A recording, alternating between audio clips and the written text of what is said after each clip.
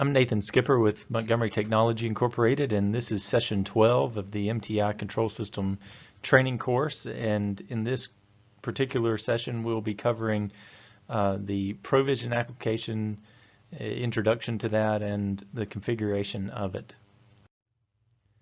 Before we begin with looking at the configuration of ProVision, just to make sure you understand what this application exactly is, ProVision is the touchscreen runtime, or the user interface that the operator of the security control system will be interfacing with.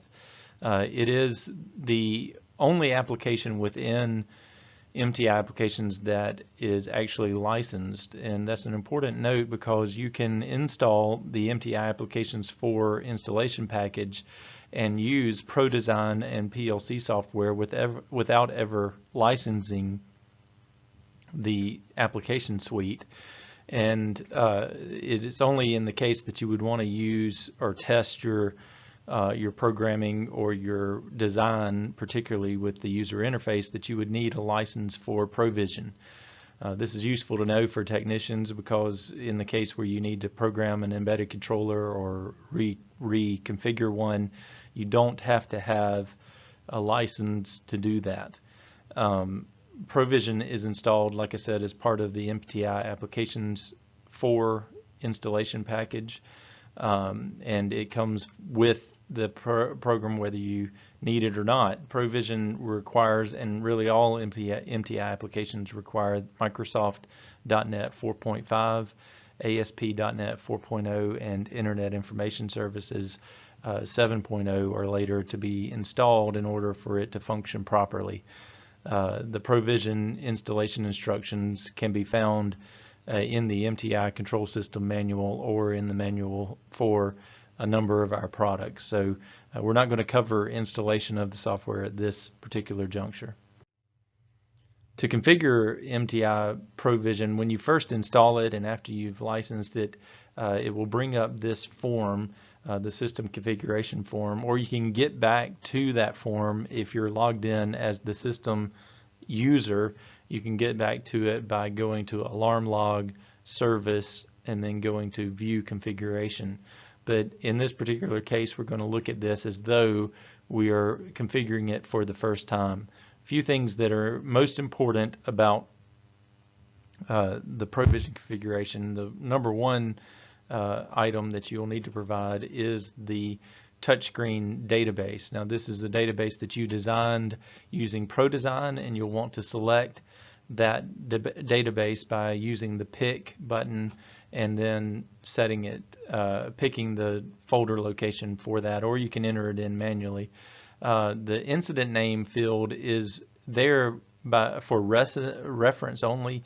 The incident name is a reference to an instance of this particular configuration. One thing that is afforded to our users and integrators is the ability to set up multiple users in a workstation that automatically run ProVision under a certain incident or under a certain instance. And there's a means of configuring that by setting the shortcut to run ProVision with an extra argument out at the end of the provision.exe command, and when you do that, the software will run as a specific incident or instance of the application and allow you to pick a separate database. And what this is used for is in the case where you have one spare computer and you want that one computer to run as various different touchscreens depending on which instance you select. And so you're able to do that by setting up different shortcuts that run different incidents of the software and are configured for different databases. This computer's IP address is automatically set when you first run it, but you can set that, for example, if you have multiple network cards on the same computer, or you're using it for two different networks, you'll want to set that IP address to be explicit in which IP address it should use, and it only uses the IP version 4 IP address ranges. The use fingerprint operator login option is an interesting configuration checkbox that you can check, and if you check that, then the software will allow operators and allow the administrator to use fingerprints for login. In that case, as an administrator, you'll be able to set up a user, and using a digital persona fingerprint reader, you can register that user's fingerprint, and then when the operator comes to log in, they can choose to log in using the username and password or the username and their fingerprint. It's a convenient way to not have to remember your password. The lighting interface settings for the system can be set from the top right tab, and there are a number of other settings that you can do, whether it's CCTV or fire interface settings, the intercom interface settings, and as shown here, the CCTV settings. And we'll go through those in detail later. You can also set your logging method. By default, the ProVision is set to log locally, which means that it's going to log to a local access database under C drive, MTI, viewer, log. But if you have it set to remotely, which is typically the way we set up any system that has over 3 workstations, if you set it to log remotely, then it's going to send the log events to a separate computer that's running the MTI server web service. And when you set to log remotely, it's going to you're going to need to configure the computer IP address or name as it's named on the network to be able to log to that. And once you set that, then you can click this test button here to check to make sure that you're receiving that information or sending that information correctly, and that's the location where you would set that. Another interesting feature, a nice failover feature that MTI provides through ProVision, is the ability to set the source of the operator database. And what this means is that you're going to set a file share up that hosts the operator database, which is a Microsoft Access database, and that computer that's hosting that database will be open to all the workstations. Each workstation, when it boots up and goes into ProVision, ProVision will automatically pull down that operator database and store it locally, and then we'll use it from the local drive. We do that for redundancy's sake, so that if you lost connection to that remote server, you'd still be able to log in. But this functionality allows you to have a central operator database that you can set up your usernames and passwords for. This setting here allows you to use a card reader for login, and when you do that, you can have a card reader at the entrance of the control room or sitting right by the control station itself, and the user can associate a card number with each user in ProVision, and then if that user scans the card on that card reader that's identified by the loop number and the address of that reader, then it will authenticate them automatically and allow them to log in. A couple of things that are important to note about the interfaces specifically is with all interfaces we provide serial interface that you can specify the COM port, the type of interface that you're going to do, which in this case a lighting interface, and we have a number of models that we interface to. So in this case I've picked a GE lighting panel that we're going to interface with. You want to set the baud rate. One option we do have with lighting interfaces particularly is the ability to do a backnet interface through a RESTful API provided by Enlight or Eclipse. And so if you use that particular system, then you can use their backnet interface to control nodes on the backnet network. And so in the case where you're using that particular setting, you'll be able to set the username instead of the baud rate in this column, and then the parity or the password if you're using the RESTful interface there as well. We do have the ability to use a remote computer for this, so if you have this particular interface set up to use a computer that's got the COM port directly connected to the lighting interface, let's say, then you can use that remote computer name, and with the web service that we provide, you can control that lighting interface remotely.